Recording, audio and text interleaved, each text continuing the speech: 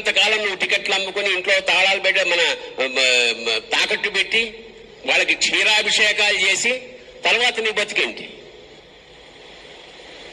అది అమ్మాయి వేదన ఏమిటంటే, నేనేమంటే దేవుడికి కూడా అమ్మా నీ ఇల్లు సామానంతా తాకట్టు పెట్టి ఆయనకి అభిషేకం చేయమని ఏ దేవుడు అడగలేదమ్మా.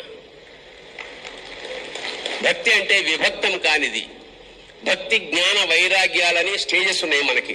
భక్తి అంటే నమస్కారం, భక్తి అంటే ఒక కొబ్బరి. మన వాళ్ళు ఏంటంటే భక్తి అంటే ఎగ్జిబిషన్.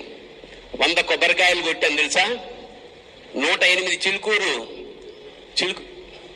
నిజంగా తిరిగేస్తే ఉద్యోగం వచ్చేటట్టయితే ఎంప్లాయ్మెంట్ ఎక్స్చేంజ్ వాళ్ళు అదే పెట్టచ్చుగా.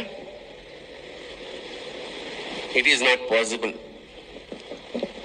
భగవంతుడు ఒకటే చెప్పాడు, మీరు చెయ్యండి, నేను ఉంటా వెనకాల. ఇప్పుడు భగవద్గీత